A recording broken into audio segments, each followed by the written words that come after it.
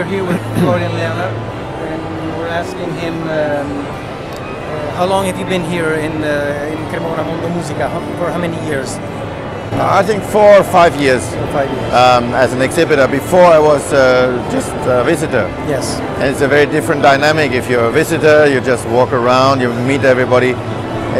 It's in many ways a social event. Yes. And the same way, I came here with 9 of my staff, and they're having a great party here. I'm sure they are. And they have organized everything. I was surprised when I came here.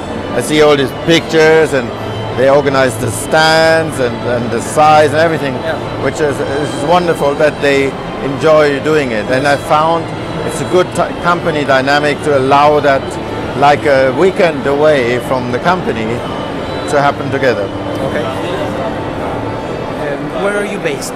In London, right? Yeah, based in London and New York. And New York. But the main base is in London, where we have more than 250 old Italian violins on display, and we restore them. We always have at least 4 or 5 Stradivarius in the shop, and several open, also Del Jesus and Ruggieris and you name them. Yeah. And so that's my greatest pleasure. And hence we brought, amongst the few violins we bring, we thought, let's keep it very simple.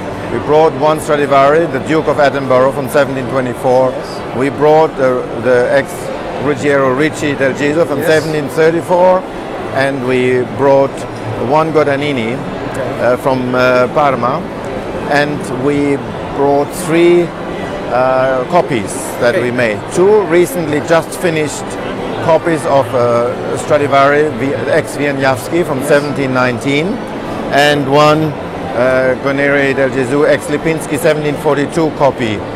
And that we thought, in contrast and also next to each other, is a quite nice way to display what's possible, the new direction for the future, and the old collectible also for the future, of course, but from the great past. Have people had a chance to play these instruments in these days here? Or are they just... All the time. All the time, okay. All the time. You came at a very good moment. A quiet moment. Yes, but all instruments are all the time played, and people are extremely curious about the modern ones too, because they're quite puzzled that these are really modern ones, because they look and sound quite challengingly good for the old ones. But that doesn't mean this typical topic, what is better, modern or old. That, I think, is an old hat. What's best for one violinist? There will never be hundreds or thousands of modern violins that can be super well made, because you need the expertise to work with the originals all the time, to understand as a maker also what to apply. So therefore that challenge doesn't really exist for the old ones. Plus the old one have the collectability in any case. So it's not only about their much better sound, but it's also about having the original piece that was played by some famous player in the past. Yes. Obviously the violin in someone else's hands is not going to sound the same, but it will have that sound at least for a while, and one can copy it, having it right there as a... The better a violin is made, the more it will allow the different character to produce his own sound and voice on the instrument. Because the violin very often in history, for the composer, is a voice, a human voice, rather than an instrument voice. Can you show us some of the instruments? Yeah, that's perfect. Thanks. So here.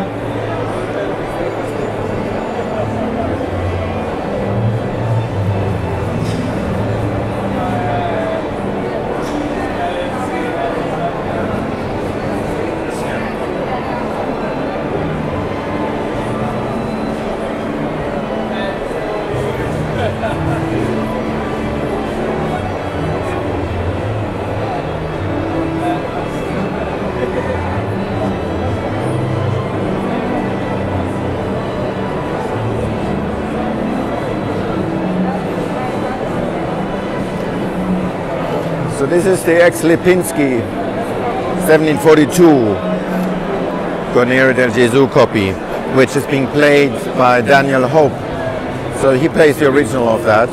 We once sold it to an investor who sponsored him playing it, And so we love that model so much that we made exact copies of it several times now, and it's very successful in sound. It sounds really quite real. We could demonstrate that, and it looks also very real. So it's good fun to do it, to do a very analytic job with the purfling being right and the F-holes,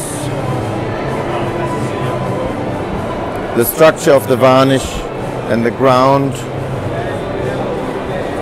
and to have the ground underneath lighter, then merging into the area of the varnish and then into the worn area because the chin used to be on this side, and then even slightly sweaty further down, and the same up here where the player wears, of course, on the top shoulder the edge of the violin.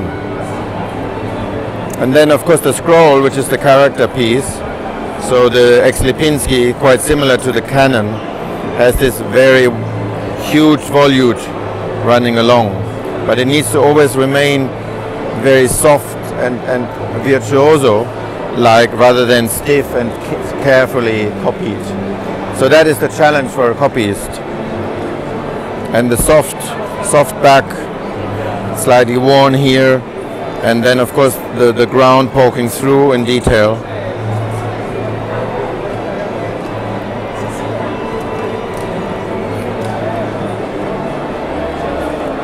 And also the top shoulders of the ribs.